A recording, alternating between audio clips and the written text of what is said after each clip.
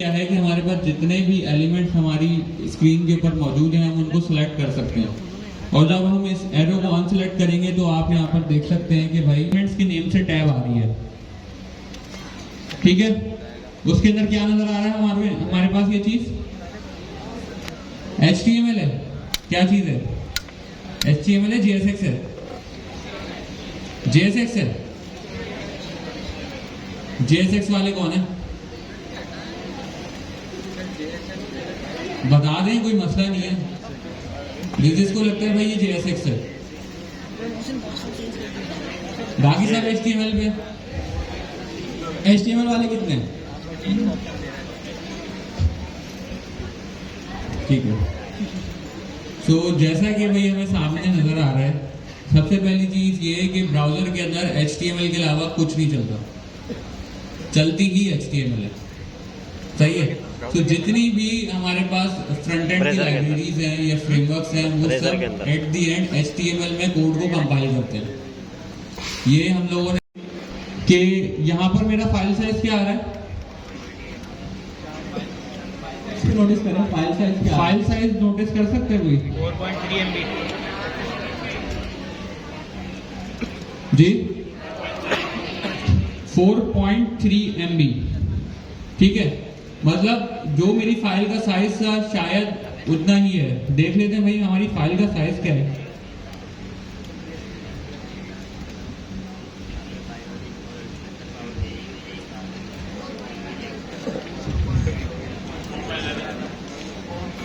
उसने image tag के साथ प्रॉपर्टीज जो है ना वो मैच करके वो भी बढ़ा दिया उसने। इमेज टैग ने क्या किया भाई, जो हमारे पास पहले से ही जो फाइल साइज था ना उसको भी इंक्रीज कर दिया।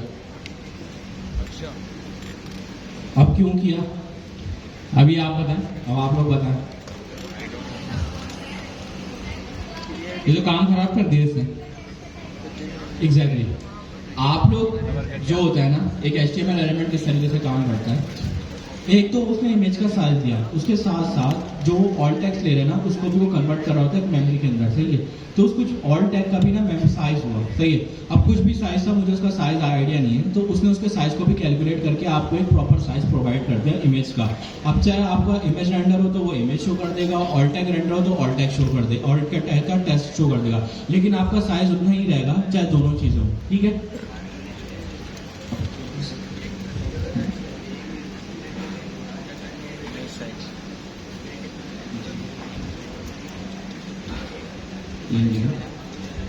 और दूसरी चीज आप ये देखें कि यहाँ पर जो हमारे पास कंटेंट की सोर्स आ रही है URL के अंदर, वो फॉर्मेट कौन सा है जिसपे हमने दी थी। ठीक है, अब हम क्या करते हैं, हम एक और इमेज ऐड करते हैं यहाँ पे और फिर चेक करते हैं कि भाई Next.js का जो इमेज का टैग है वो हमारे पास क्या ऑप्टिमाइजेशन हमें प्रोवाइड करके दे भी रहा है कि नहीं दे रहा, जो हमने अभी डिस्कस किया। अच्छा ये अब जो इमेज लगेगा ना ये सब ध्यान से देखना, क्योंकि इसमें कोई पैकेज करने की जरूरत नहीं है, इसको इंपोर्ट करना पड़ेगा क्योंकि Next.js इटसेल्फ खुद दे रहा है। सही है, हम लोगों ने कोई बनाया नहीं है, वो भी आप दिखाएंगे। ठीक है, तो हम लोग सबसे पहले अपने इमेज को, ये टैग को इंपोर्ट करेंगे। Import image. अब देखें हमारे पास VS कोड में भी इंटेलिजेंस आ रही है, वो क्या कह रहा है, import image from next image. ठीक है, उसके बाद हम बस यहाँ पर आते हैं सिंपल, और हमें इस चीज को यूज करना है। आप जैसे इमेज लिखेंगे ना इंपोर्ट इमेज, तो आपका VS कोड खुद से इंटेलिजेंस दे देगा। आपको सिर्फ ये हिंट रखना है कि आपका जो पाथ बनेगा ना वो आखिरी का पाथ बनेगा next/image, इसके अलावा कोई भी पाथ नहीं है। तो ये हिंट है। Next.js का इमेज टैग यूज करना है तो आपके पास एक हिंट आ रहा है, आपको next/image यूज करना है। अब इसको यूज किस तरीके से करना है अब आप वो देख लें। ठीक है, अच्छा सबसे पहली चीज तो ये है कि एक चीज आप लोगों से डिस्कस करनी थी। ये जो है हमारे पास है, ये चीज क्या चीज है, ये एक टैग है। ठीक है, अच्छा टैग तो हो गया IMG। ये सोर्स को क्या कहते हैं हम, ये होती है हमारे पास एट्रीब्यूट। ये कहाँ पे एग्जिस्ट करती है हमारे पास HTML के अंदर। ये चीज क्या है हमारे पास, ठीक है, तो ये चीज हमारे पास जो प्रोवाइडेड है Next.js की तरफ से, ये एक कंपोनेंट है जो Next.js ने हमें बना के दे दिया। और उसके अंदर कोई ना कोई वैल्यूज रिक्वायर्ड होंगी, उनको हम क्या कहते हैं, प्रॉप्स। आज हम प्रॉप्स पास करना सीख रहे हैं, ठीक है, कि भाई प्रॉप्स को यूज कैसे किया जाता है, हम प्रॉप्स रिसीव कैसे करते हैं, जब हम प्रॉप्स पढ़ेंगे जब सीख लेंगे। क्लियर है? कोई भी बंदा ये नहीं बोले कि भाई प्रॉप्स नहीं पढ़ाई। सही है। अच्छा, सबसे पहले क्या चीज रिक्वायर्ड होनी चाहिए इसके अंदर, आप लोग सोच के बताएं। सोर्स। भाई चले ठीक है, हमने सोर्स प्रोवाइड कर दी। सोर्स के अंदर हमने क्या लिख दिया? इमेज के जो टैग के आपके एट्रीब्यूट्स हैं, यहाँ पे आके उनका नाम क्या हो गया, कंपोनेंट के अंदर प्रॉप्स हो गया, सही है। और सेम नाम से जो आपके एट्रीब्यूट इमेज टैग के अंदर प्रोवाइड होते थे, वो आपके इमेज के कंपोनेंट के अंदर प्रोवाइड होंगे। कुछ भी चेंज नहीं है, अभी आप देखेगा। अच्छा, उसके बाद मैंने क्या कर दिया यहाँ पे, भाई अपनी एक सोर्स प्रोवाइड कर दी इसको। आफ्टर दैट मुझे क्या चीज लगानी चाहिए इसके अंदर, एक ऑल्ट की प्रॉप भी होनी चाहिए। उसके अंदर मैं लिख देता हूं नेक्स्ट इमेज। सही है।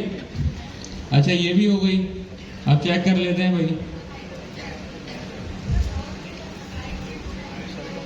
नहीं, अभी पहले हाइट होती मैं आ रहा था ना वहाँ पे। आते ना।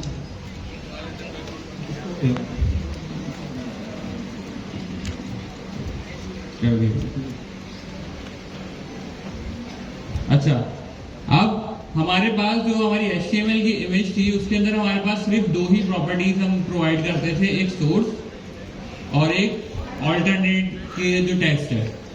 अब हमारे पास जो ये नेक्स्ट का जो कंपोनेंट है ना इमेज का, इसके अंदर जो है ना कुछ और भी प्रॉपर्टीज हैं जो रिक्वायर्ड है हमारे पास। जैसे कि अभी एक हमारे पास आ रहा है, क्या कह रहा है, image with source this is missing required with property. तो इससे हमें क्या पता चलेगा कि भाई हमें विद भी प्रोवाइड करनी है इमेज की, जब हम इमेज के कंपोनेंट को यूज कर रहे हैं। तो हम यहाँ पे कितनी विद दे दें, 600 पिक्सल दे दें।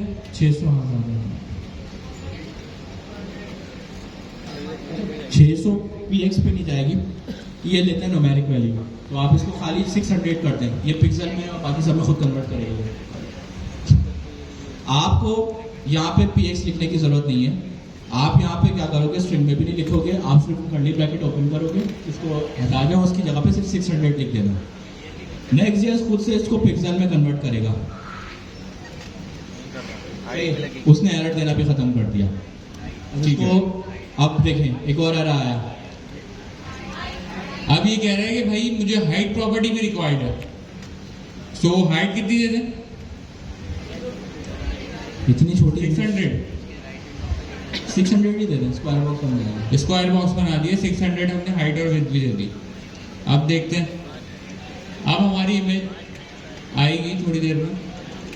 आ गई ताली बजाएं। ये नेक्स्ट का इमेज टैग था, बस इतना सा। ये इतना सा इमेज टैग था, बहुत सारे लोग बहुत परेशान थे, पता नहीं क्या छुपा लिया। अब इसको दिखा भी देते हैं कि इसकी क्या क्या फंक्शनैलिटी आ गई हमारे पास। अच्छा, इसको थोड़ा सा विजिबल कर लेते हैं पहले, फिर मैं इसकी फंक्शनैलिटी दिखा।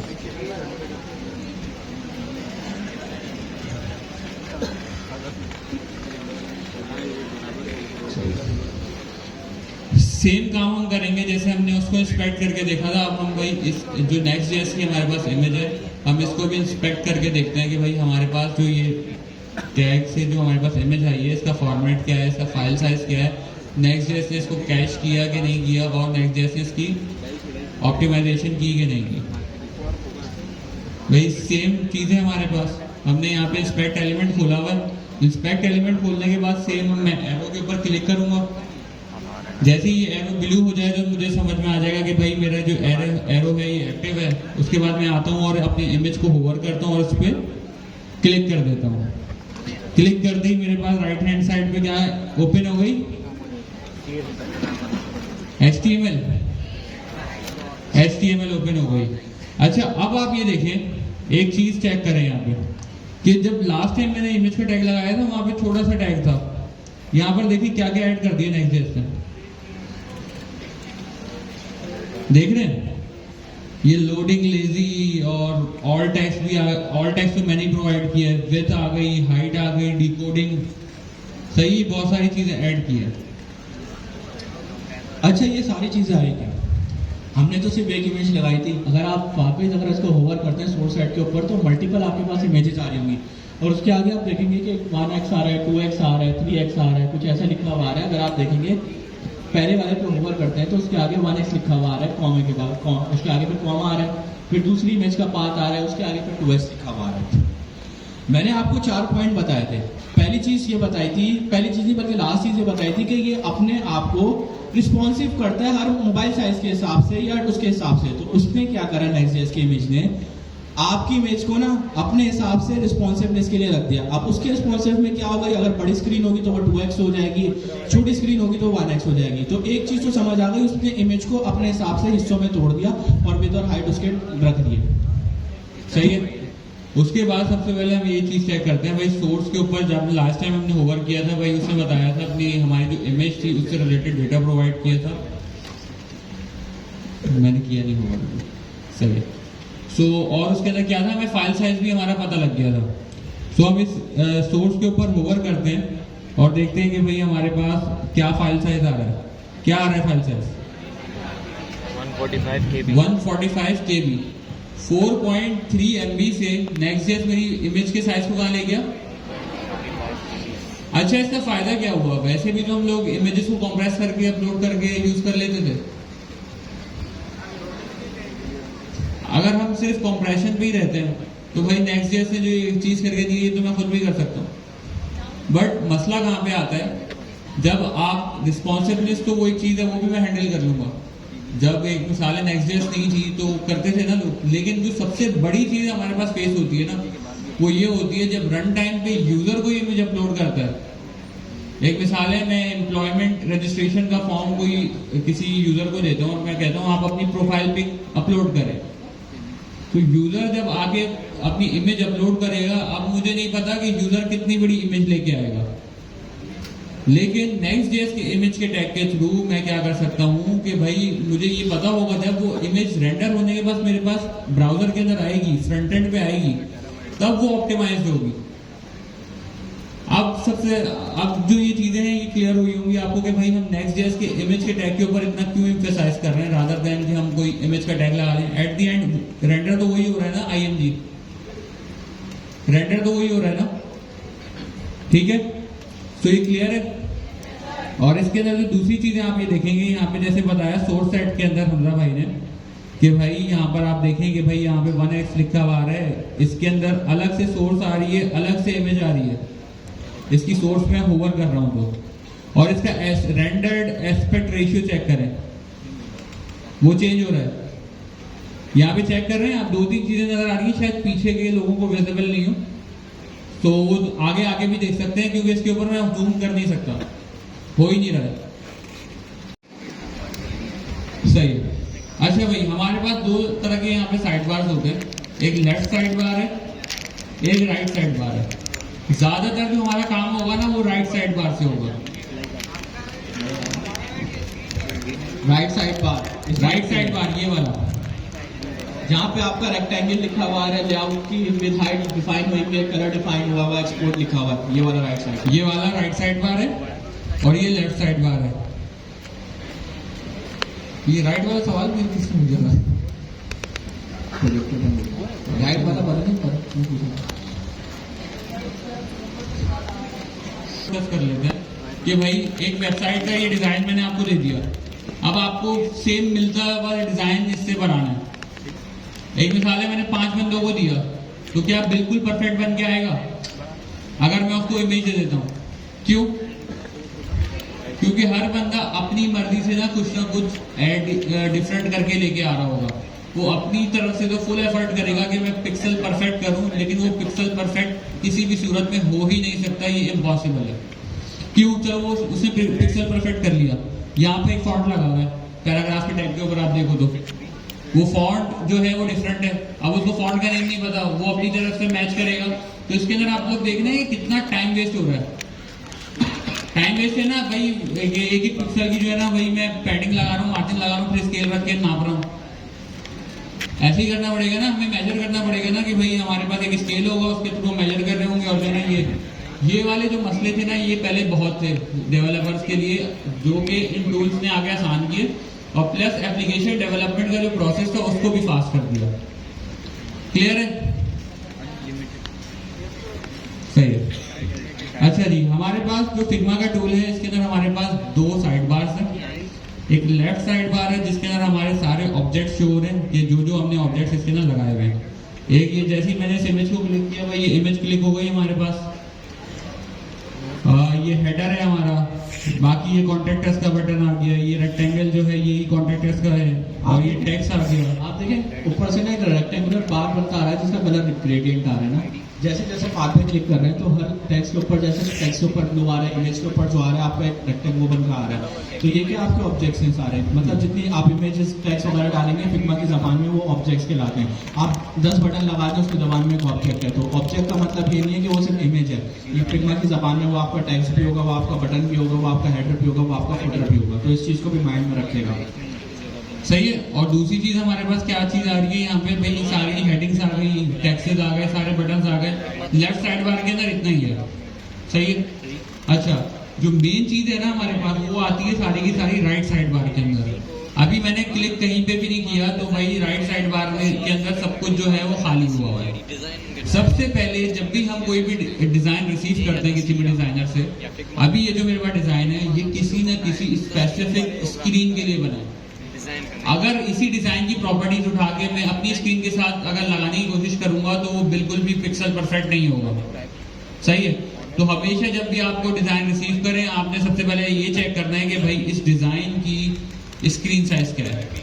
तो उसके लिए हम यहाँ पर ये जो मैकबुक एयर 1 लिखा हुआ है नजर आ रहा है, इसके ऊपर जैसे ही मैंने क्लिक किया तो राइट साइड बार के ऊपर देखें कुछ लिखा हुआ है आपके पास। यहाँ पर जो देखें सबसे पहले आप लेआउट के अंदर देखें ना, यहाँ पे एक लेआउट की हेडिंग है, उसके अंदर क्या लिखा हुआ है सबसे पहले है विड्थ। इसकी विड्थ कैसे होती है, हॉरिजॉन्टल वर्टिकल? वर्टिकल हॉरिजॉन्टल होती है, विद एक्स एक्सिस आपने। ठीक है। और इसकी हाइट क्या है 832 px।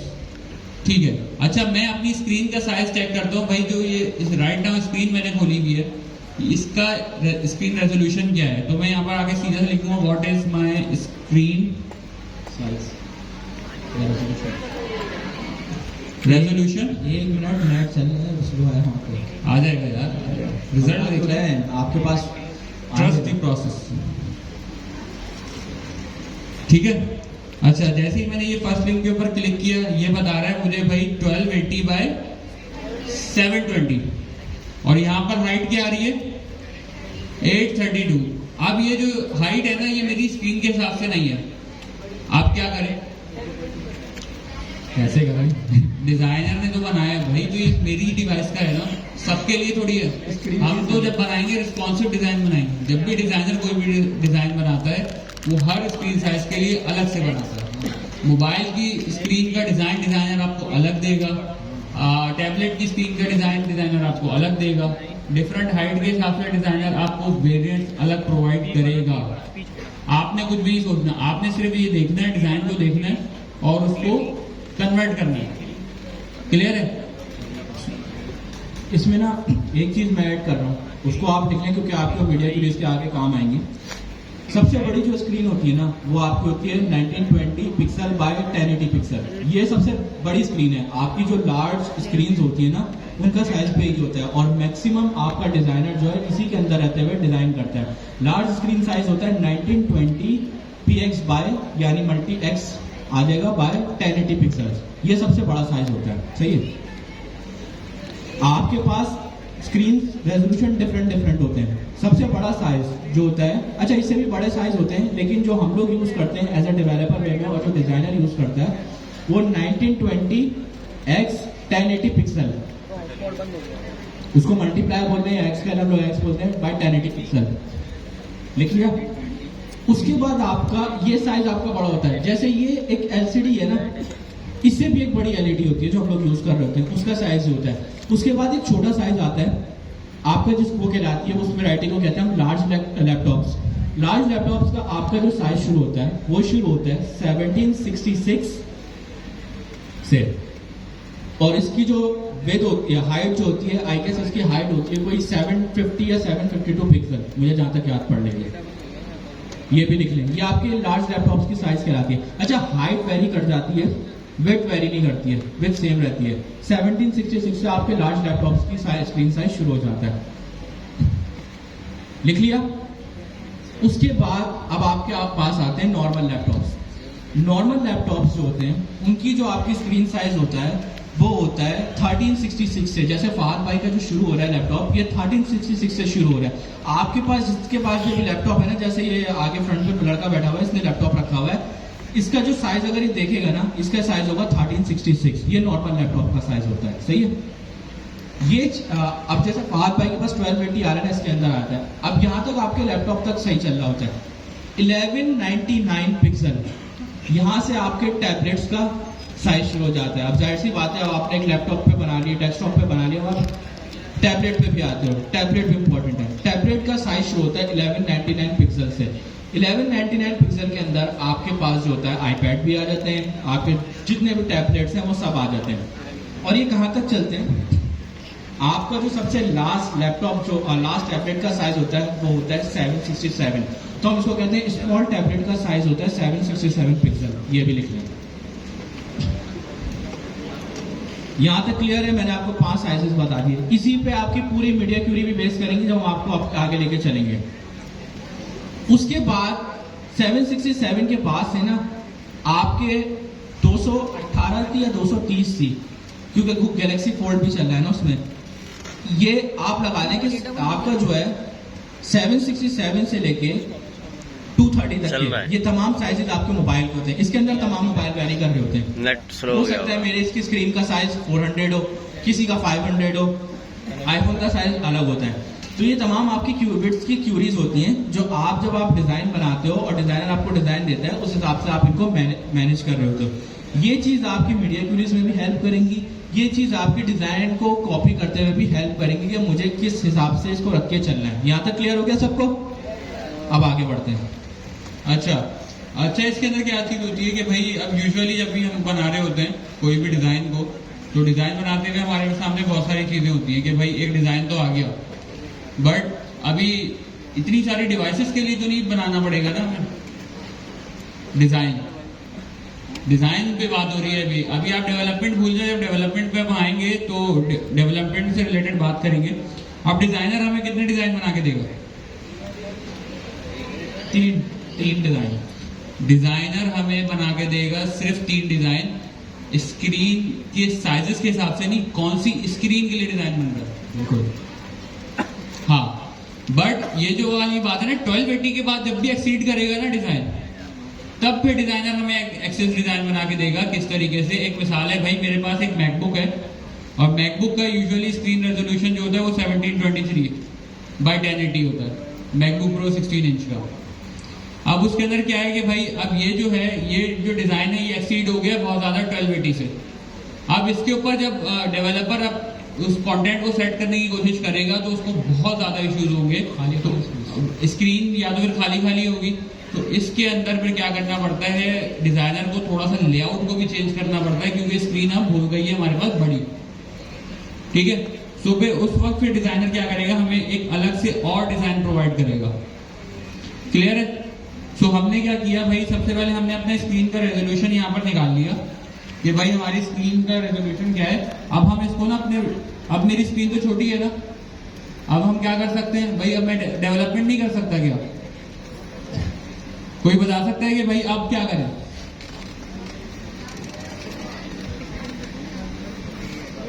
आप छोड़ दें, अभी सबको नहीं पता है। सही है। तो हम लोग क्या करते हैं भाई, हमारे पास यहाँ पर जैसे ही हम इंस्पेक्ट एलिमेंट को दोबारा से ओपन करते हैं और यहाँ पर देखें, यहाँ पर ना डायमेंशंस लिखी हुई आ रही है कुछ। देखें ये जो स्क्रीन इसके अंदर खुली हुई है ना, जो विजिबल है ना, हाँ, तो इसकी ना ये डायमेंशंस बता रहे हैं भाई। आपके पास जो अभी राइट नाउ उसके अंदर जो स्क्रीन खुली हुई है वो कितनी है, 1440 बाय 832। अच्छा, मैं इसको इंक्रीज भी कर सकता हूँ। मैं यहाँ पे कर दूं भाई 1723, तो ये आ गया भाई मैकबुक का स्क्रीन साइज आ गया। हम तो भाई कोई स्क्रीन साइज बताएं आप। 1920 बाय 1080, ये सबसे बड़ा स्क्रीन साइज आ गया हमारे पास। अब क्या हुआ, ये देख रहे हैं, ये बॉक्स की जो शेप है ये चेंज हो रही है और ये उसी स्क्रीन साइज को रिजेंबल कर रहा है जो कि हमने यहाँ पर एंटर किया है। सो इस चीज से हमें टेंशन लेने की जरूरत नहीं है कि भाई ये सही आ रहा है कि नहीं आ रहा है, ये बिल्कुल परफेक्टली वैसा ही होगा जैसा कि स्क्रीन साइज हमने इसके अंदर एंटर किया है। तो हमारा स्क्रीन साइज क्या था, 1280 बाय 832। नहीं हमें तो 832 के हिसाब से बनाना है। हमें जो डिजाइनर ने जो डिजाइन दिया है हम उसके हिसाब से पिक्सल परफेक्ट करके देंगे ना, सही है। तो हमारे पास डिजाइन क्या है 832, हमने भाई 832 हाइट भी ऐड किया यार, डिजाइनर की नजर से देखो, सही है। अब हमारे पास जो स्क्रीन है ना वो सेट हो गई है, अब हम डेवलपमेंट स्टार्ट कर सकते हैं। अभी नहीं करनी, अभी नहीं भाई, अभी ये नजर सिर्फ आपके डिजाइनर की है। जब आप रियल वर्ल्ड में जाएंगे ना तो आपकी एप्लीकेशन की टेस्टिंग होती है तो क्यूए कहते हैं, फिर वो बोलेगा क्यूए की नजर से देखो, तो आप फिर बोलोगे मेरी नजर से देखो। फिर एक क्लाइंट की नजर होती है, बोलता है मैं ऐसे चाह रहा हूँ करना, फिर आपको क्लाइंट की नजर से भी देखना पड़ेगा। आपको अपने आगे ना 4-5 ग्लासेस रखना है ताकि हर किसी की नजर से देख सको, ये करना है लाजमी।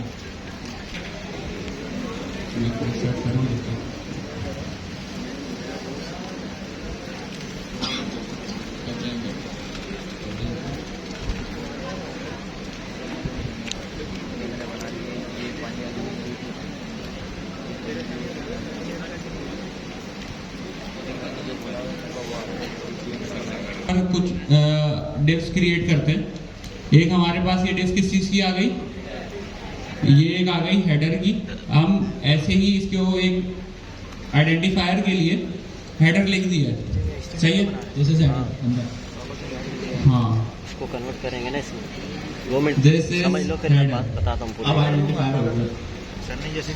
अब हमारे पास जो दूसरी डिव है वो किस चीज के लिए है, ये बाकी का जो हमारे मेरे पास कंटेंट है ना इसके अंदर, ये इसके लिए है। तो इसको मैं यहाँ पे लिख देता हूँ भाई, this is main content. Clear है? अच्छा, अब हमारे पास सबसे पहले हम लोग क्या करते हैं भाई, हमने यहाँ पे ये चीज बना ली। अब हम सबसे पहले एक चीज करते हैं भाई, अपना हेडर डिजाइन कर लेते हैं, सही है। तो उसके लिए मुझे क्या करना है, अब बैड लक ये है थोड़ा सा नजर नहीं आ रहा, लेकिन आपके पास जब डिजाइन आएगा ना तो आप लोग इस चीज को देख लीजिएगा, इसमें हेडर है डिजाइनर की नजर से। तो जैसे ही आप इस हेडर को क्लिक करेंगे तो यहाँ पर देखिए डायमेंशन चेंज हो गए राइट साइड के ऊपर, खाओ ना उसको भी खिला।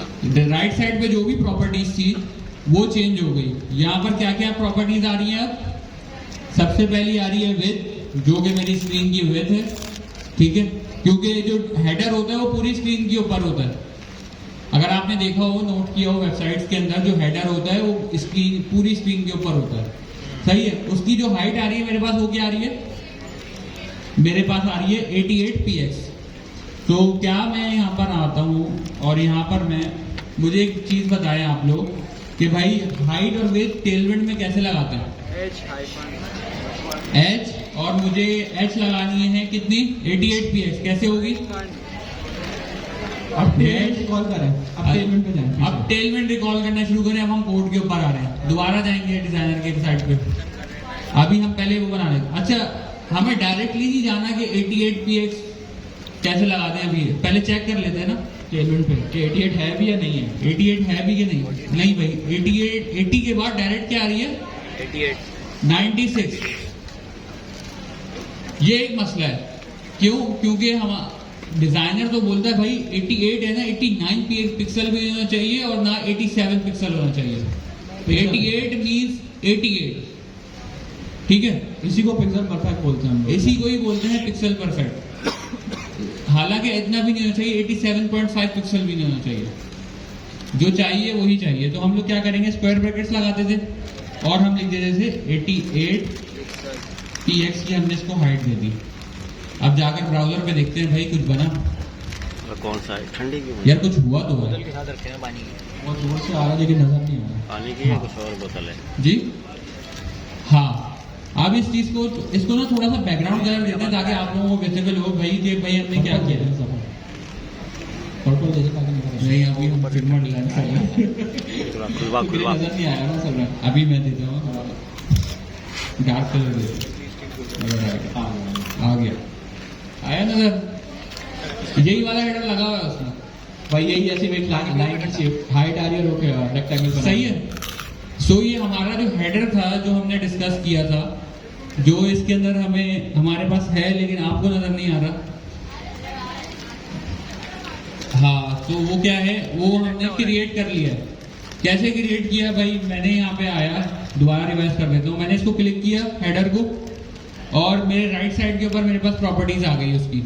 विथ मैं बार बार नहीं लगाऊंगा क्योंकि स्क्रीन की जो विथ है वो ही हेडर की विथ है, सही है। और मैंने क्या किया, यहाँ पर हाइट भी दे दी। ये जो कलर था ना जो अभी मैंने अपनी तरफ से दिया, ये कलर यहाँ पर मौजूद है। मैंने इसलिए नहीं लगाया वरना दोबारा नजर नहीं आता, आपको नजर नहीं आता फिर। इस वजह से मैंने कॉपी नहीं किया इसको, वरना आपने जो कॉपी करना है कलर यही वाला कॉपी करना है। क्लियर है?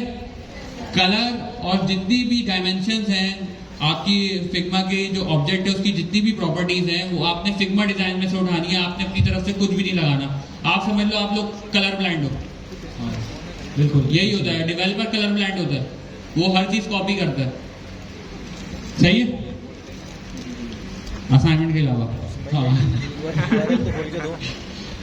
अच्छा, हमारा हेडर क्रिएट हो गया। अच्छा, अब इसके अंदर से ये टेक्स्ट हटा देते हैं। अच्छा, एक चीज बताएं, जब हम लोग पूरी Next.js डिस्कस कर रहे थे तो उस हिसाब से क्या इस हेडर को यहां पर होना चाहिए? कहां पे होना चाहिए? हाँ, आप रिकॉल करो पूरी Next.js की सारी क्लासेस जो पढ़ाई गई थी। कंपोनेंट बनेगा या इसको यहीं पे रख दें? एग्जैक्टली जी, कंपोनेंट बनेगा इसका। तो हम लोग क्या करेंगे, कंपोनेंट कहां बनेगा? ऐप के अंदर। ऐप के अंदर यार यही तो मसला है। ऐप के अंदर बनेगा। SRC तो है ही नहीं मेरे पास। ऐप के अंदर बनेगा। देखो, कंपोनेंट्स का फोल्डर अगर आपने SRC ऐड कर दिया है तो उसके अंदर बन जाएगा। अगर SRC ऐड नहीं करा तो आप बाहर बना दो, जैसे हमने पब्लिक का फोल्डर बाहर बनाया था। ऐप के अंदर मत ऐड करना उसको। ये एक बेस्ट ऐप के अंदर अगर हम कंपोनेंट का फोल्डर ऐड करते हैं तो क्या होगा? कंपोनेंट का एक राउट क्रिएट हो जाएगा। हाँ, और वो फिर नॉट फाउंड पे जाएगा 404 पे। क्योंकि ये जो कन्वेंशन है ऐप डायरेक्टरी के अंदर कोई भी फोल्डर क्रिएट होता है तो उसका राउट क्रिएट हो जाता है, ऐसा ही है। और फिर वो बोल रहा है this page is not found.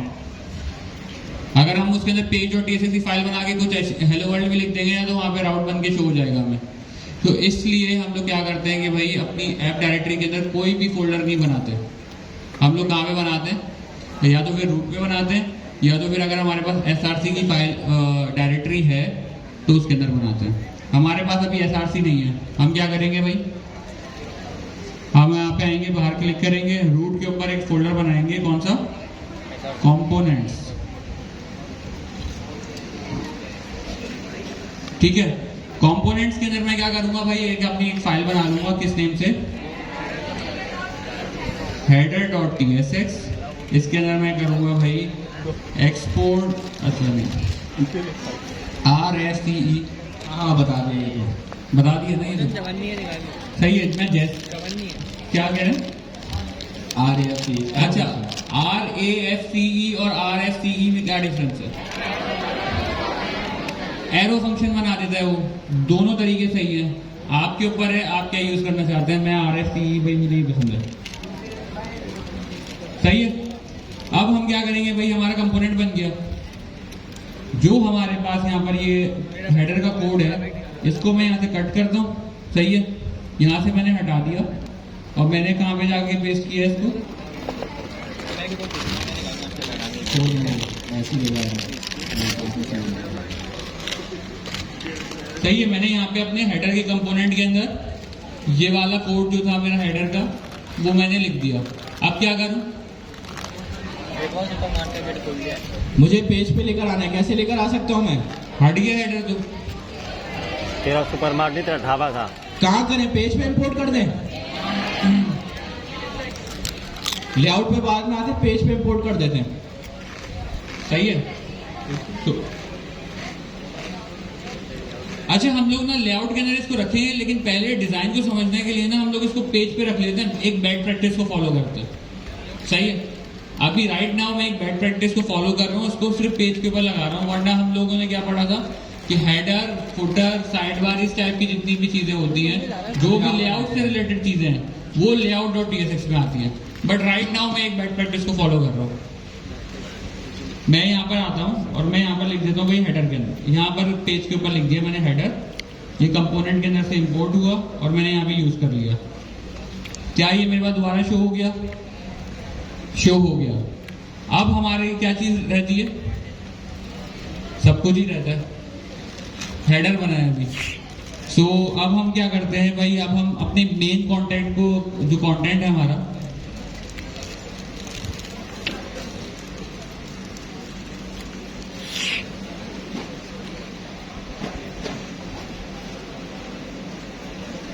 बोतल बोतल पिलाओ, नींद आ रही है, आंखें खुले। इसके अंदर एक राइट साइड के ऊपर कंटेंट है और लेफ्ट साइड पे कंटेंट है, ऐसे ही है। सो इन दोनों को रिप्रेजेंट करने के लिए मैं कोड पे आता हूँ और कोड पे आके क्या करता हूँ भाई, ये टेक्स्ट मैं यहाँ से हटा देता हूँ। अच्छा, इसको फुल स्क्रीन पे खोल लेते हैं, अब हमें कोई फाइल नहीं बनानी। अच्छा, इसको इस तरीके से डिजाइन को लेके चले। आपके पास एक बड़ा डब्बा है, हम लोग इसी तरीके से लेके चलते हैं। उसके अंदर फिर दो छोटे डब्बे हैं, एक डब्बा लेफ्ट साइड पे आ रहा है, एक डब्बा राइट साइड पे आ रहा है। मैंने आपको स्टार्ट में एक मिसाल दी थी, डिव एक आपका एक डब्बा ही है, कंटेनर जिसको कहता हूँ। उसके अंदर आप डिजाइन को हमेशा बॉक्सेस के अंदर करके तोड़ें, ताकि आपको ना डिजाइन की लेआउट को समझ आना शुरू हो जाए। अभी पाँच ने बताया कि आपके पास बड़ा लेआउट है, यानी एक बड़ा बॉक्स है, उसके अंदर दो छोटे छोटे बॉक्सेस हैं। इसी तरीके से हो सकता है कि उस बॉक्स के अंदर छोटा बॉक्स और भी हो जाए, कंटेंट आ गया आपके पास। तो हर HTML टैग को कंसीडर करें एक बॉक्स की तरीके से, ठीक है। ये बहुत अच्छा वर्ड यूज किया सर ने, बॉक्स। डिव क्या है? एक कंटेनर है। यूजुअली कंटेनर क्या होता है? एक बॉक्स होता है। सो इससे आपको ज्यादा अच्छा क्लियर होगा कि भाई जब हम डिजाइन के ऊपर आए, ये सबसे बड़ा बॉक्स हो गया, फिर उसके अंदर कौन से हो गए? दो बॉक्स, एक हेडर और एक मेन कंटेंट। मेन कंटेंट के अंदर अब हमारे पास दो बॉक्सेस और हैं, सही है। तो अब हम बॉक्सेस कैसे क्रिएट करते हैं भाई? डिव। सही है, मेरे पास दो डिव क्रिएट हो गए, ऐसे ही है। एक के अंदर होगा राइट साइड का, लेफ्ट साइड डिव, और क्या होगी? Right side div. अच्छा जी, अब इसको देखते हैं। थोड़ा सा आया लेकिन आया। अच्छा, मैं थोड़ा सा ना जूम कर रहा हूँ। ये ना एक मसला हो गया है। मसला क्या हो गया है? लेफ्ट साइड और राइट साइड मैंने बना तो ली, लेकिन अभी लेफ्ट साइड और राइट साइड पे जा नहीं रही।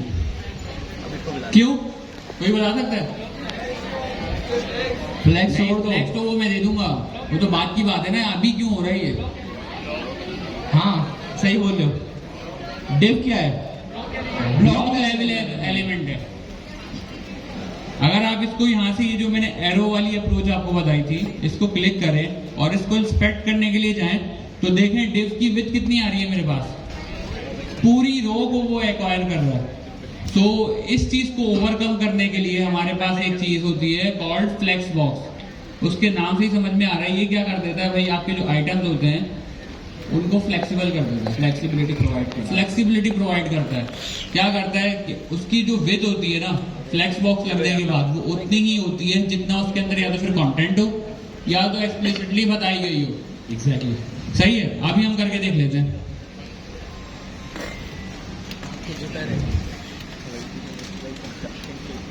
अच्छा, इसके लिए हमें क्या करना है? फ्लेक्स बॉक्स लगाने के लिए टेलमेंट पे चले।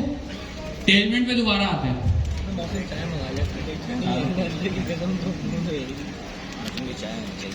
वहीं जाके पी के आऊंगा। नहीं ऐसे पी के नहीं आऊंगा, ठंडी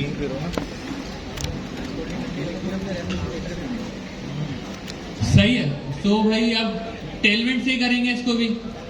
CSS से तो अब हम करते नहीं है ना, हमारी जो अप्रोच है वो टेलमेंट की है। तो आप लोग में से कोई मुझे बताए भाई, फ्लेक्स बॉक्स लगाने के लिए, अब मैं बार बार डॉक्यूमेंटेशन पे नहीं जा रहा, अब हमने आपको वो पूरी अप्रोच बता दी है कि भाई टेलमेंट के अंदर हम कोई भी प्रॉपर्टी ढूंढनी है टेलमेंट की, हम कैसे ढूंढते हैं। क्विक सर्च के अंदर जाते हैं भाई, प्रॉपर्टी का नाम लिख देते हैं। अब हमें लगाना है ये जो पेरेंट डिव है हमारी, इसके ऊपर डिस्प्ले फ्लेक्स लगाना है। कैसे लगाएंगे? फ्लैश लगेगा बस भाई मैं आऊंगा यहाँ पर और सिंपली लिख दूंगा फ्लेक्स। मैंने यहाँ पर फ्लेक्स लिख दिया।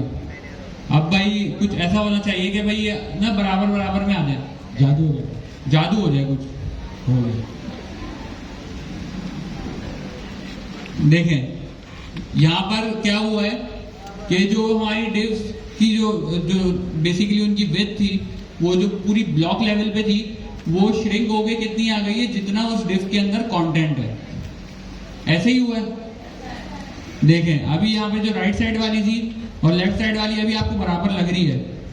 अभी मैं अगर इसके अंदर कंटेंट बढ़ाऊं ना, राइट वाली बड़ी होगी, इसकी देखें विड्थ बड़ी हो गई, तो अभी क्या हो रहा है,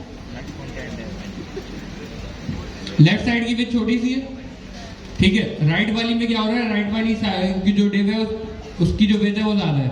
अच्छा ये जो नीचे होवर के ऊपर जो कार्ड आ रहा है ना, इसके ऊपर विड्थ और हाइट लिखी हुई है, कितनी है राइट साइड की विड्थ की, 559।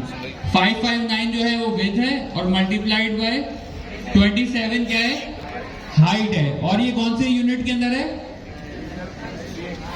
पिक्सल में है, रैम में, किसमें, पिक्सल्स में। ज्यादातर जो भी ब्राउजर हमें यूनिट्स प्रोवाइड करता है वो पिक्सल्स होते हैं। अंटिल अनलेस अगर हमने कोई रैम डिजाइन किया हो तो फिर वो हमें रैम में दिखाएगा। इतना क्लियर है। अच्छा अभी हम 5 मिनट का ब्रेक दे रहे हैं, उसके बाद फिर कंटिन्यू करते हैं। अच्छा 11:06 पे यहाँ पे सॉरी ओह शिट। मैंने क्या किया भाई, वेलकम टू आवर वेबसाइट वाली जो हमारी हेडिंग थी उसके ऊपर क्लिक किया। क्लिक करते ही मेरे पास साइट के ऊपर इसके सारे के सारे स्टाइल्स जैसे वो होली आ गए। मुझे क्या क्या चाहिए इसमें से, बैग धूप में रखना पड़ेगा। भाई अच्छा इस केस में मुझे हाइट और विड्थ नहीं चाहिए, क्योंकि जो मेरी जो हेडिंग है और जो कंटेनर है उसका जो साइज है वो पहले से ही बड़ा है, बैग तो मेरा सही है। सो मुझे इस केस में हाइट और विड्थ नहीं चाहिए, मुझे इस केस में हाइट और विड्थ की जरूरत है। अच्छा ये चीजें ना आप लोगों को आइडेंटिफाई करना पड़ेगा कि भाई किस चीज में नीड है, किस चीज में नीड नहीं है। सब कुछ कॉपी नहीं करना, असाइनमेंट के नीचे नेम चेंज करना होता है, सही है। वो करते हैं ना, असाइनमेंट कॉपी करते हैं फिर नीचे नेम चेंज करते हैं कि भाई मेड बाय दिस, वो चेंज करते हैं। Made by Japan. तो हमें क्या चीज चाहिए टेक्स्ट के लिए, सबसे पहले हमें क्या चाहिए होता है, फॉन्ट। फॉन्ट अभी हम लोग नहीं लगा रहे, वो हम सबसे लास्ट में लगाएंगे कि हमेशा जब भी मेरा डिजाइन खुले ना तो हाइट पूरी ले। ऐसे नहीं हो कि बड़ी, जिस एक मिसाल है, अगर ये वाला लैपटॉप, ये वाली जो स्क्रीन है मेरे पास, इसकी हाइट ज़्यादा है लैपटॉप की स्क्रीन से, ऐसा ना हो वेबसाइट आधे पे आ रही हो, आधा नीचे से खाली हो। मुझे ऐसा नहीं चाहिए, मुझे वेबसाइट को रिस्पॉन्सिव लेते हुए चलना है। वेब वाली साइट से भी वो हमने कैसे किया, फ्लेक्स बॉक्स के थ्रू। हाइट वाली साइट से हमने कैसे किया इसको कि भाई मेरी जो कंटेंट है वो जो सारा का सारा होगा वो 100 व्यू हाइट के ऊपर आएगा। मतलब जो मेरे डिस्प्ले की हाइट है वो मेजर कर लेता है खुद से, बस हमें ये बताना होता है कि भाई ये 100 व्यू हाइट हो। व्यू हाइट हम कैसे लगाते हैं टेलमेंट के अंदर, सिर्फ यहाँ पर एच स्क्रीन, क्लियर है, ठीक है। अच्छा अब हम अपने लेआउट को मजीद आगे की तरफ लेके चलते हैं। हमारे लेफ्ट साइड वाले कंटेंट के अंदर भाई क्या क्या चीजें हैं हमारे पास। सबसे पहली चीज क्या है, H1। H1 के ऊपर क्या लिखा हुआ है, इसको मैं टाइप करूं, क्या करूं, ये टेक्स्ट मेरे पास कैसे आएगा। H1 भाई जैसे ही मैं इसको क्लिक करता हूँ ना तो राइट साइड के ऊपर मेरे पास इसकी सारी डिटेल्स आ जाती हैं कि भाई इसके ऊपर फॉन्ट कौन सा यूज हुआ है, इसका फॉन्ट वेट क्या है, इसका फॉन्ट साइज क्या है। मेन चीज क्या होती है, कंटेंट। अच्छा यूजुअली जो मोस्टली डेवलपर्स जो होते हैं, जो गलती करते हैं, वो क्या करते हैं, जो ना इन चीजों को ना टाइप करने लगते हैं। टाइप करते हुए क्या होता है, मोस्ट प्रोबेबली आप ये गलती कर सकते हो कि कोई स्पेलिंग की मिस्टेक हो जाए। हमने ऐसी बड़ी बड़ी वेबसाइट देखी है जिनके ऊपर स्पेलिंग की मिस्टेक हुई होती है डेवलपर से, लेकिन वो गलती क्यों होती है, क्योंकि वो उसकी एक बैड प्रैक्टिस को फॉलो करते हैं कि भाई ये वेलकम टू आवर वेबसाइट ही तो है, इसको हम टाइप कर देते हैं। टाइप करते हुए क्या गलती कर सकता है डेवलपर, स्पेलिंग मिस्टेक कर सकता है, केसिंग गलत कर सकता है कि भाई टी कैपिटल से स्मॉल कर दिया, डबल ओ कर सकता है, इस टाइप की स्पेलिंग मिस्टेक्स और इस टाइप की मिस्टेक्स कर सकता है। हम लोगों ने इन चीज़ों को अवॉइड करना है। हम क्या करेंगे, हम इसके ऊपर आगे क्लिक करेंगे। क्लिक करते ही हमारे पास राइट हैंड साइड के ऊपर पहले सिर्फ लेआउट आ रहा था, अब क्या क्या चीज़ें आ रही हैं, लेआउट आ रहा है, कंटेंट आ रहा है, टेक्स्ट की वजह से क्या आ रहा है, टाइपोग्राफी, और नीचे कलर। इस ग्रुप में मैं भी हूँ। सारा का सारा जो डेटा था ना फिग्मा ने मुझे निकाल के दे दिया कि भाई ये जो टेक्स्ट है इसकी ये प्रॉपर्टीज है। सबसे पहले मुझे क्या चीज चाहिए, कंटेंट। मैंने भाई लिया कंटेंट, कॉपी किया। स्क्रीन पे लगा। मैं यहाँ पे आता हूँ लेफ्ट साइड वाले डिस्क के अंदर।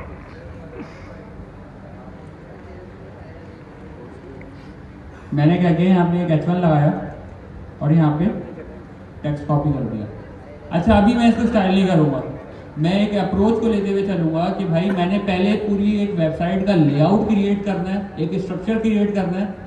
HTML क्या होती है हमारी, पहले हम एक स्केलेटन क्रिएट करते हैं ना, कोई भी बिल्डिंग बना रहे होते हैं, दीवारें बनाते हुए नहीं जाते, प्लास्टर नहीं करते, कुछ नहीं करते। पहले हम क्या करते हैं, एक बुनियाद डालते हैं उसकी, फिर उसके पिलर्स बनाते हैं, क्या नाम है, रूफ डालते हुए आगे चले जाते हैं। फिर ये सारे काम कब होते हैं, एंड पे होते हैं, जितने भी फिनिशिंग टचेज होते हैं। तो हम एक वेबसाइट को भी एक बिल्डिंग की तरह ही कंस्ट्रक्ट करेंगे। तो हमने यहाँ पे वेलकम टू आवर वेबसाइट कर दिया। अब उसके बाद क्या है हमारे पास, हमारे पास क्या चीज है, पैराग्राफ का टैग है। रिस्पॉन्स तो दें आप लोग, ऐसा लग रहा है सो गए बाकी लोग। कौन कौन सो रहा है, साथ हेडलाइंस होते रह गए। ठीक है, तो उसके बाद मैंने क्या किया, वेबसाइट ये जो H1 था, H1 से हटके मैं नीचे आ गया पैराग्राफ के ऊपर। पैराग्राफ पे जब मैंने क्लिक किया तो मुझे पैराग्राफ से रिलेटेड भी कंटेंट मिला। मैंने क्या किया भाई, कंटेंट को कॉपी किया, ठीक है, और मैं यहाँ पे आया, मैंने एक P का टैग लगाया और कंटेंट को इसके अंदर पेस्ट कर दिया। ठीक हो गया। अब हम जाते हैं भाई, देख लेते हैं कि भाई हमारे पास वेलकम टू आवर वेबसाइट भी आ गया और मेरे पास मेरा कंटेंट भी आ गया। मैंने जूम किया हुआ है, जूम से हटाऊंगा तो आ रहा 50% पे ही है। ठीक है, नजर आ रहा है, ये मैंने जूम किया हुआ है, इस वजह से आपको लगा होगा कि शायद उससे ज़्यादा वक्त लगी। अब क्या रह गया मेरे पास यहाँ पे डिज़ाइन के अंदर, एक बटन रह गया कॉन्टेक्ट अस का। अब मैं बटन को क्लिक कर लेता हूँ भाई। मैंने बटन को क्लिक किया और मैंने इसका जो वो था कंटेंट वो कॉपी किया और यहाँ पर आया, मैं यहाँ पे आके मैंने एक बटन का टैग लगाऊंगा और इसमें कंटेंट को कर दूंगा पेस्ट। भाई मेरी जो राइट साइड थी, लेफ्ट साइड थी, वो हो गई है कंप्लीट। यहाँ पे मेरे पास एक टेक्स्ट भी आ गया। यहाँ तक क्लियर है सबको, जो अप्रोच हमने फॉलो की है, जिस अप्रोच से हमने उसको समझा फिग्मा को, और फिग्मा के अंदर से स्टाइल्स कैसे एक्सट्रैक्ट करते हैं, जितनी भी चीज़ें, कंटेंट कैसे एक्सट्रैक्ट करेंगे, कंटेंट टाइप करेंगे या पेस्ट करेंगे, ये जो पूरी हमने ब्रेनस्टॉर्मिंग की क्लास के स्टार्ट से लेके अभी तक, इस चीज़ से रिलेटेड किसी का भी कोई भी क्वेश्चन है, कोई भी कंफ्यूजन है, प्लीज़ रेज योर हैंड और वो पूछ लो। सबको क्लियर है? फिर हम आगे की तरफ प्रोसीड करेंगे, फिर रह जाएगा क्या, दोबारा बता दें कौन है ये? सब कुछ ऐसा ना हो।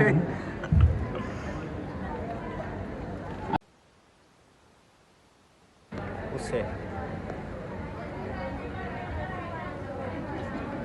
हॉरिजॉन्टल के लिए ब्लूटूथ से भेजने का सही है, आईफोन है, कहाँ से कनेक्ट होगा ये?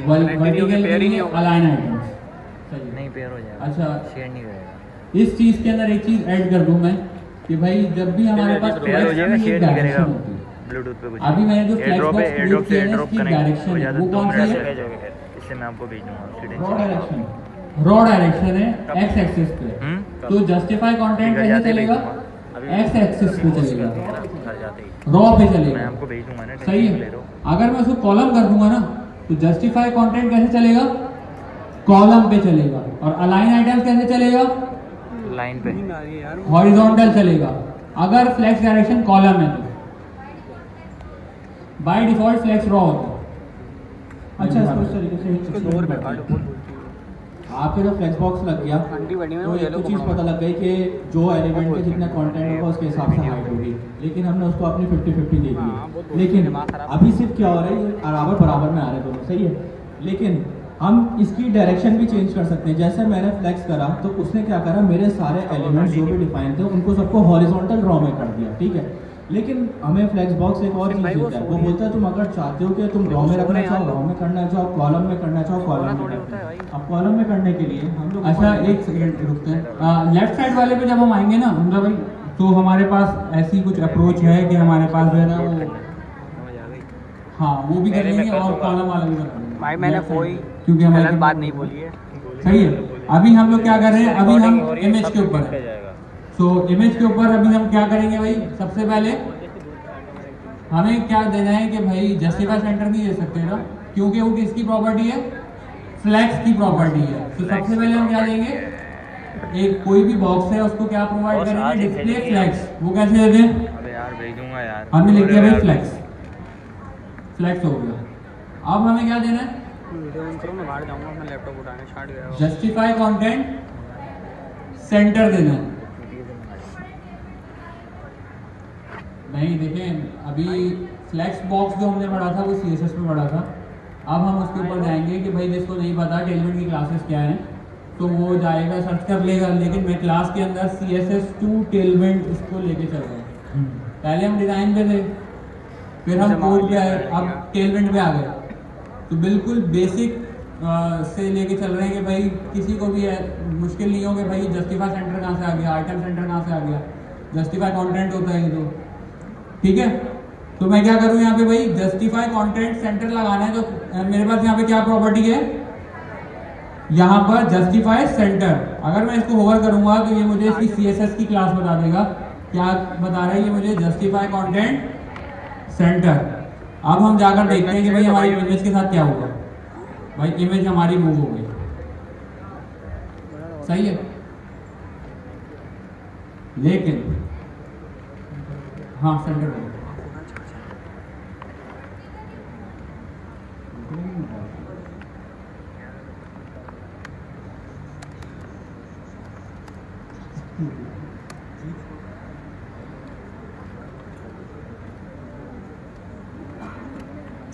अच्छा ठीक है, देखें ये ना बाय डिफॉल्ट पे स्पेस उठा रहा है।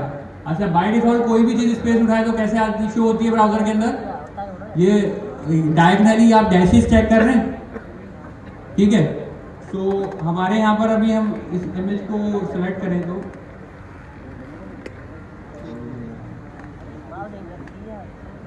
सर ने जस्टिफाई लगाया तो आया ना भाई। यहाँ पर देखें कहीं पे भी अलाइन आइटम्स नहीं है, लेकिन फिर भी हमारे पास क्या आया कि ये इमेज सेंटर हो गई।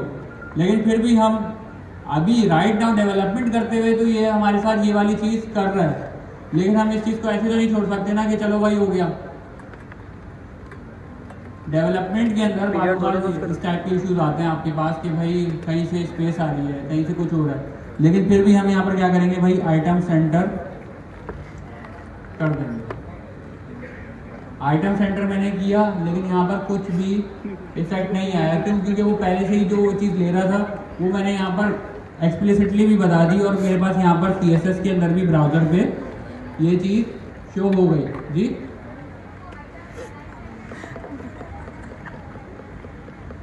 सेंटर में ही था ना पहले भी, अलाइन सेंटर की अभी क्लास लगाई है उसने। पहले जस्टिफाई सेंटर के ऊपर वो सेंटर हो गया, हॉरिजॉन्टल सेंटर होता, अलाइन सेंटर आपको वर्टिकल सेंटर करके देता, लेकिन पता नहीं सर कैसे कर दिया, ये देखना पड़ेगा।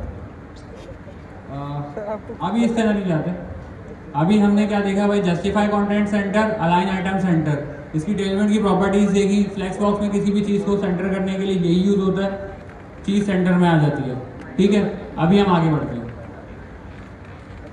चलो भाई शुरू करते हैं। ठीक है। इमेज हमारी राइट साइड वाली साइड हो गई। अब हमें क्या करना है, लेफ्ट साइड वाला जो कंटेंट है उसको स्टाइल करना है। आई थिंक ये आज हम कंप्लीट कर लेंगे। 12 बज गए सर, सॉरी। हाँ शायद हमें 10 मिनट ऊपर जाना पड़े, हम चले जाएंगे, लेकिन हम इसको कंप्लीट करके जाएंगे, ताकि ये रहे कि आप लोगों के पास एक पूरी अप्रोच हो। सेम डिज़ाइन में आपको दूंगा, आप लोग इस कोड को देखे बगैर क्लोज करने की कोशिश करना। नहीं होता तो कोड भी प्रोवाइडेड होगा, आप लोग वो भी उससे भी हेल्प ले सकते हो, ठीक है। अच्छा अब हमारे पास क्या चीज़ हुई, अगर हम डिज़ाइन के अंदर देखते हैं, हमारे पास हेडर आ गया, ठीक हो गया, हेडर आ गया ना हमारे पास इमेज भी आ गया। हमारे पास बस किस चीज़ की कमी है, लेफ्ट साइड के कंटेंट की। अब हम क्या करेंगे, सबसे पहले तो हम अपनी किस चीज को स्टाइल करेंगे, किस चीज को, हेडिंग को। जी आप लोग क्वेश्चन वो लेके आएंगे अपने।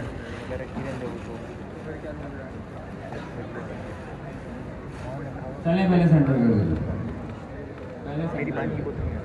सेंटर की कमांड हो रही है, सेंटर कैसे करूँगा। इधर भी मैं फ्लेक्स बॉक्स यूज कर रहा हूँ, किस तरीके से सेंटर करेंगे। फ्लेक्स लगाया मैंने, क्या हो गया, तुम्हारी अब वीडियो आप लोग जो पीछे बैठे हुए हैं वो आगे भी आ सकते हैं। अच्छा ये जो इशू है ना नजर ना आने वाला, ये जो है अब ये मसला होगा। अगर ये जूम के ऊपर आप लोग डायरेक्ट मीटिंग ले रहे होते तो आपको ज़्यादा क्लियर होता। अब एसएमडी के ऊपर ना मैं जूम कर ही नहीं पा रहा इस चीज़ को, जूम करूंगा तो डिज़ाइन का लेआउट नज़र नहीं आएगा। अभी जैसे मैं जूम करके आपको ये तो दिखा सकता हूँ कि भाई मैंने क्या लिखा है, अभी ऐसा नज़र आएगा आपको। मैं तो सिग्मा को जो डिज़ाइन क्लोन कर रहा हूँ वो तो समझ ही नहीं आ रहा, ये है ही नहीं। तो टेक्स्ट को फोकस नहीं कर रहे हैं, अभी सिर्फ लेआउट देखें, लेआउट क्या आ रहा है, सही है। बाकी यहाँ पे बहुत सारे लोग फिल्म भी बना रहे हैं। हाँ रोहित शेट्टी के भाई बैठे हैं, फोन कर रहा है, तुम तो वो भी रिलीज होगी फोन कर रहा है। ये बना रहे हो ना रिकॉर्ड? एटीएम में। कुछ और बना रहे हैं। हम पे तो बहुत बने हुए। सही है। अच्छा जी आगे बढ़ते हैं। लेफ्ट साइड तो कंप्लीट हो गई। अच्छा लेफ्ट साइड में एक इशू भी है, वो मैं आपको बाद में बताऊंगा कि लेफ्ट साइड में क्या इशू है। राइट साइड पे आते हैं। राइट साइड पे हमारे क्या था, एक हमारा इमेज का टैग है। अच्छा भाई राइट साइड पे आते हैं हम, यहाँ पर आकर भाई IMG का टैग लगा दें। IMG लगाए या नेक्स्ट का लगाए, क्यों रिवाइज करेंगे ही खड़े हो गए, आज पढ़ा था हमने। 4 स्टेप जो मैंने बताया थे वो रिवाइज करें, क्या क्या चीजें प्रोवाइड, सही है। और याद है यार, इसका मतलब क्लास लेजी लोडिंग कर देता है, मेन कॉन्सेप्ट है। 5वां कौन सा पढ़ के आना है, लेजी लोडिंग पढ़ के आएगा क्या होती है, मेन ही वो है। आप लोगों को लेजी लोड नहीं करना है, इमेज के लेजी लोड को पढ़ के आना है, इस चीज का ख्याल रखना। ठीक है तो हम लोग क्या करते हैं भाई, यहाँ पर हमने एक इमेज का टैग लगाते हैं। मैंने इमेज लिखा तो उसने VS कोड की इंटेलिजेंस ने मुझे बताया भाई कि इसको इंपोर्ट भी आप कर लो। मैं जैसे इसको एंटर करूंगा VS कोड क्या करेगा, ऑटो पे इसको इंपोर्ट कर देगा। कहाँ से, import image from next image. सही है भाई। आप इमेज का टैग हमने लगा दिया यहाँ पे, और हमने यहाँ पर उसको क्लोजिंग ब्रैकेट भी लगा दिया। अब इसके अंदर कुछ, सॉरी मैंने एक वर्ड गलत यूज किया, इमेज का मैंने यहाँ पे कंपोनेंट यूज कर लिया है। और कंपोनेंट के बाद में क्या, मुझे क्या करना है, इसके अंदर कुछ प्रॉप्स पास करनी है। प्रॉप्स पास करना आज हमने सीख ली है। प्रॉप्स रिसीव कैसे करते हैं किसी कंपोनेंट में, वो हम बाद में सीखेंगे। कौन कौन सी प्रॉप्स होती हैं, SRC, ठीक है, और with height, alter, alternate, with height, ठीक है। अब मसला हमारा ये है, इमेज तो है ही नहीं हमारे पास।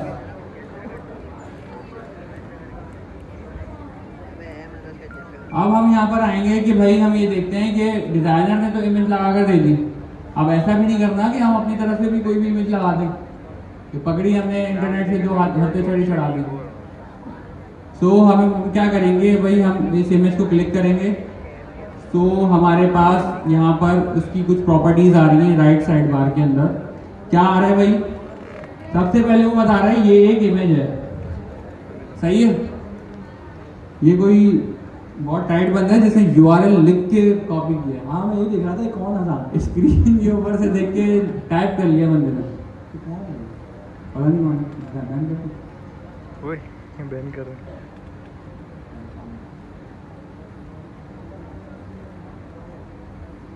गया अजान है, अजान अजान आगे जो बैठता है मुझे वही लग रहा है। वैसे ऊपर स्टॉप कर दें तो नीचे आया चला है। चलो गया। सही है। सो हमने क्या करना है, अच्छा एक चीज़ मैं आप लोगों को बतानी भूल गया, सॉरी। उसके अंदर आप लोगों ने क्या करना था, आप लोगों ने इसको लॉगिन करना पड़ेगा फिग्मा को। तो फिग्मा का डिज़ाइन अकाउंट बनाना बहुत इजी है, गूगल के थ्रू बना लीजिएगा, ठीक है। वो बहुत इजी है, कोई भी यूट्यूब की वीडियो देखेंगे आपको मिल जाएगा। बिल्कुल बस कुछ भी नहीं करना है। आपके पास अगर गूगल क्रोम में कोई भी आपके पास अकाउंट खुला हुआ है ना आपका, तो उससे क्या करना है, बस आप यहाँ पर ओपन क्या नाम है कंटिन्यू विद गूगल क्लिक करेंगे, वो सब कुछ खुद ही कर लेगा। जी क्वेश्चन है कोई? बना हुआ तो तुम बुलवा रहा है। सही है। सो कुछ भी नहीं करना, आपने सिर्फ नेम और नेम वगैरह प्रोवाइड करना है, आपने बता देना मैं स्टूडेंट हूँ और ये ऐसे बन जाएगा, बिल्कुल इजी स्टेप है। सही है। अच्छा अब जैसे ही, क्योंकि जब तक आप लॉगिन नहीं करेंगे ना, ये स्टाइल्स वगैरह आपको नजर नहीं आएंगे। ये जितना भी हम लोगों ने सीखा है ना फिग्मा का, वो कुछ भी आपको नजर नहीं आएगा। अच्छा फास्ट फॉरवर्ड, इमेज कैसे एक्सट्रैक्ट करते हैं हम आए भाई, हमने जैसे दूसरे स्टाइल्स को जैसे H1 के अंदर से उसके स्टाइल्स को एक्सट्रैक्ट किया था, फिर हमने P के स्टाइल्स को एक्सट्रैक्ट किया, वैसे ही हम देखते हैं कि भाई क्या पता हमें इमेज के ऊपर क्लिक करने से भी कोई स्टाइल्स एक्सट्रैक्ट हो सकते हैं कि नहीं। जैसे ही हमने इसको क्लिक किया, अब की बार जो हमारे मेरे राइट साइड बार के ऊपर चीज़ें आएंगी ना, वो डिफरेंट है। क्या कह रहे हो कि भाई यहाँ पर एक इमेज का वर्ड यूज हुआ है और मुझे बता रहा है कि भाई ये इमेज है, इसका ये URL है, ये यहाँ पर पड़ी हुई है, इमेज खुल गई मेरे पास। सही है, बट मैं इसको यहाँ से एक्सट्रैक्ट नहीं करूँगा। मेरे पास एक ऑप्शन यहाँ पर है एक्सपोर्ट का, देख रहे हैं, लेआउट के बाद एक ऑप्शन आ रहा है एक्सपोर्ट का, नजर आ रहा है? सही है। इसके बराबर में एक क्या नाम है आइकन है प्लस का, मैं जैसे ही इसको क्लिक करता हूँ तो ये नीचे की तरफ मुझे कुछ ओपन करके देता है, एक डायलॉग। उसके अंदर वो मुझसे पूछ रहा है भाई आपकी जो इमेज है उसकी एक्सटेंशन किस एक्सटेंशन में आपको चाहिए, मतलब किस फॉर्मेट में चाहिए। हमने अभी कौन कौन से फॉर्मेट्स डिस्कस किए थे इमेज के, PNG, JPEG, JPG, SVG और TIFF और WebP, जिसके अंदर वो कन्वर्ट करता है। अच्छा फिग्मा के अंदर कुछ पहले से ही प्री डिफाइंड फॉर्मेट्स हैं जिसके थ्रू आप उनको डाउनलोड कर सकते हो। हम जो सिलेक्ट करेंगे ना, वो कोई भी बिल्डिंग बना रहे होते हैं, दीवारें बनाते हुए नहीं जाते, प्लास्टर नहीं करते, कुछ नहीं करते। पहले हम क्या करते हैं, एक बुनियाद डालते हैं उसकी, फिर उसके पिलर्स बनाते हैं, क्या नाम है रूफ डालते हुए आगे चले जाते हैं। फिर ये सारे काम कब होते हैं, एंड पे होते हैं, जितने भी फिनिशिंग टचेज होते हैं। हेडिंग थी, उसके ऊपर क्लिक किया, क्लिक करते ही मेरे पास साइड के ऊपर इसके सारे के सारे स्टाइल्स आ गए। मुझे क्या क्या चाहिए इसमें से, अच्छा इस केस में मुझे हाइड्रोविल नहीं चाहिए, क्योंकि जो मेरी जो हेडिंग है और जो कंटेनर है उसका जो साइज है वो पहले से ही बड़ा है। बैग दो मेरा। सही है। सो मुझे इस केस में हाइट और विड्थ नहीं चाहिए, मुझे एक केस में हाइट और विड्थ की जरूरत है। अच्छा ये चीजें ना आप लोगों को आइडेंटिफाई करना पड़ेगा कि भाई किस चीज में नीड है, किस चीज में नीड नहीं है। सब कुछ कॉपी नहीं करना, असाइनमेंट के नीचे नेम चेंज करना होता है। सही है, वो करते हैं ना, असाइनमेंट कॉपी करते हैं, फिर नीचे नेम चेंज करते हैं कि भाई मेड बाय दिस, वो चेंज करते हैं। तो हमें क्या चीज चाहिए टेक्स्ट के लिए, सबसे पहले हमें क्या चाहिए होता है, फॉन्ट। फॉन्ट अभी हम लोग नहीं लगा रहे, वो हम सबसे लास्ट में लगाएंगे सबसे लास्ट में, क्योंकि वो आपको एक अप्रोच बतानी है कि भाई कैसे यूज करना है फॉन्ट को। उसके बाद मेरे पास यहाँ पे आ रहा है फॉन्ट वेट और फॉन्ट साइज। ये जो दो चीजें हैं, ये हमारे पास ऐसी चीजें हैं जो कि हमारी हेडिंग को स्टाइल करेंगी। तो हम जाते हैं हमारे यहाँ पे हेडिंग के ऊपर, हमारे H1 के ऊपर हमने क्या किया भाई, क्लास नेम लगाया। सबसे पहले मुझे क्या देना है, फॉन्ट साइज। कैसे दूंगा मैं, टेक्स्ट से दूंगा, फॉन्ट से दूंगा। टेक्स्ट से देंगे तो हमने टेक्स्ट लिखा। अब हमें कितना चाहिए भाई, फॉन्ट 44px। 44px कैसे हमें इसको असाइन करेंगे, हमारे पास कुछ प्रॉपर्टीज होती है इसकी भाई, टेक्स्ट डैश 2xl, ये कितनी हमें दे रहा है पिक्सल्स, 4 पिक्सल 24 पिक्सल्स दे रहा है भाई। फिर आता है 3xl, 3xl कितना दे रहा है 36 पिक्सल, हमें कितना चाहिए 44, कंफर्म कर लेते हैं 44। अब हम क्या करेंगे, एक स्टेप और ऊपर जाएंगे और क्या करेंगे भाई 4 एक्सएल। 4 एक्सएल में हमारे पास क्या आया 40 पिक्सल, 40 नहीं आया 36 आया, लाइन हाइट है वो नीचे, ठीक है 36 पिक्सल आया। अभी एक स्टेप और ऊपर जाएंगे 5 एक्सएल। 5 एक्सएल के ऊपर आके हमारा जो साइज था ना वो एक्सीड हो गया, हमें चाहिए था 44 और हम आएंगे स्क्वायर ब्रैकेट और यहाँ पर अपनी जो भी डिजाइन यूनिट है वो प्रोवाइड कर देंगे। हमने क्या किया यहाँ पे 44 px प्रोवाइड कर दिया। अब हम अपने आते हैं भाई चेक किए हमारा साइज इंक्रीज हो गया। अब इसके बाद हम क्या करेंगे भाई हमारे पास फॉन्ट वेट कितना था 700। हमारा जो नॉर्मल फॉन्ट वेट होता है वो कितना होता है, हमारी वेबसाइट जब भी HTML की कोई वेबसाइट बनती है फॉन्ट वेट होता है 400 और फॉन्ट साइज होता है 24 px। ये लिख लें बाय डिफॉल्ट पहले से इंप्लीमेंटेड होता है। नॉर्मल फॉन्ट साइज जो होता है 24 px होता है और फॉन्ट वेट जो होता है वो 400 होता है, ठीक है। तो हम आते हैं यहाँ पे, अब हमें क्या इंप्लीमेंट करना है भाई फॉन्ट वेट 700 पिक्सल, हाँ फॉन्ट वेट 700। अब वो कैसे इंप्लीमेंट करें भाई, एलिमेंट में हमने लिख दिया फॉन्ट आगे। अच्छा अब हमारे पास पहले से ही हमारे पास फॉन्ट के अंदर बहुत सारी चीजें अवेलेबल हैं। फॉन्ट नॉर्मल पे आते हैं, ये क्या चीज़ है भाई, फॉन्ट नॉर्मल जो मैंने आपको बताया था नॉर्मली जो डिफॉल्ट के ऊपर होता है वो 400 होता है, टेलमेंट भी हमें यही बता रहे हैं। अब भाई हम आएंगे मीडियम पे, वो 500 है, सेमी बोल्ड पे आया वो 600 है, फॉन्ट एज बोल्ड जो है ना वो 700 है। हमें अपनी डिजायर्ड जो चीज़ थी वो मिल गई। अब हम इसके ऊपर एंटर करते हैं, फॉन्ट बोल्ड हमने किया और हमारे पास यहाँ पे फॉन्ट बोल्ड होके आ गया। हमारी डिजाइन, हमारी जो हेडिंग है वो प्रॉपरली क्या हो गई है, डिजाइन हो गई है। अब हम आते हैं वापसी फिग्मा पे। अब हमें क्या डिजाइन करना है, पैराग्राफ डिजाइन करना है। पैराग्राफ डिजाइन करने के लिए हमने इसके ऊपर क्लिक किया। अब हमें लेआउट से रिलेटेड कोई भी चीज चाहिए। राइट नाउ मैं कुछ भी नहीं उठा रहा, लेकिन इसमें से मैं एक प्रॉपर्टी को कॉपी करूंगा, ठीक है वो, लेकिन मैं पहले आपको उसका इफेक्ट दिखाऊंगा फिर कॉपी करूंगा, सही है। हम नीचे आ जाते हैं, कंटेंट हम लोग पेस्ट कर चुके हैं, हम आ जाते हैं टाइपोग्राफी पे। चलो वेट क्या कह रहा है ये 400, नॉर्मली क्या इंप्लीमेंटेड होता है 400, लगाने की जरूरत है नहीं। फॉन्ट साइज क्या है 32, नॉर्मली कितना होता है भाई, बाकी तो बताएं 24। तो ये इंप्लीमेंट हमें करना है। तो हम यहाँ पे आएंगे पी के टैग पे और यहाँ पे क्लास नेम के अंदर आप लोग देख रहे हैं कुछ नॉर्मल में इंग्लिश टाइप का कुछ लिख रहा हूँ भाई, वहां से देखता हूँ मुझे पता है भाई CSS में क्या होता है, प्योर इंग्लिश चल रही है, सही है। तो मैं यहाँ पे क्या करूंगा भाई टेक्स्ट, और कितना चाहिए मुझे 32 के अंदर मुझे पता है कि भाई मैं 2XL चेक करता हूँ सबसे पहले, मुझे नहीं पता भाई 24 आ रहा है।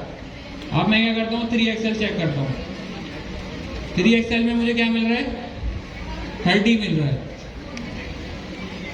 4 के ऊपर अगर मैं जाऊंगा तो क्या मिलेगा मुझे 36। फिर मसला आ गया, फिर मुझे डिजायर्ड चीज टेलमेंट के अंदर से नहीं मिली, कोई मसला नहीं है, हम अपने जो कस्टम है वो लगा देते हैं।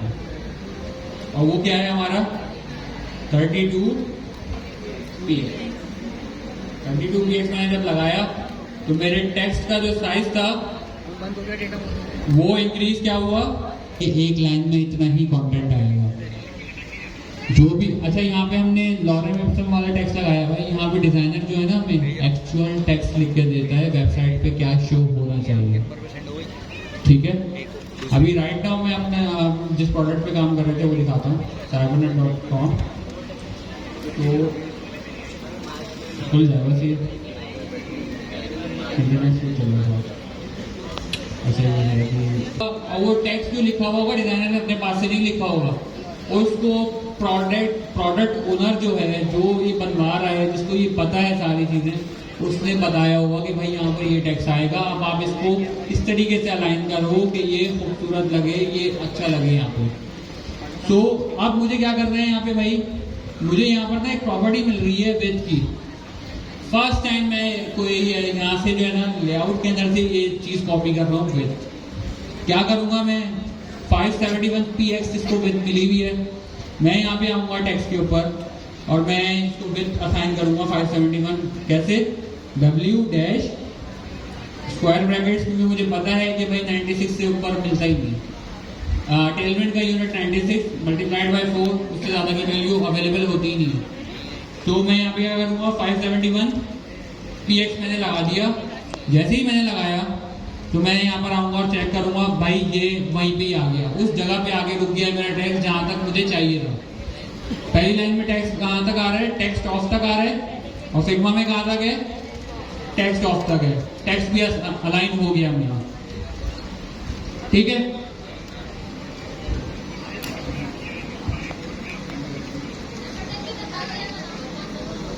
अच्छा नहीं यार, एक दो चीजें और हैं, अगर मैंने इसको ड्रैग किया ना तो ये 12.5 से ऊपर हो जाएगा, और मैं वो चाह नहीं रहा हूँ कि मैं वो मिस कर दूँ चीज़ें।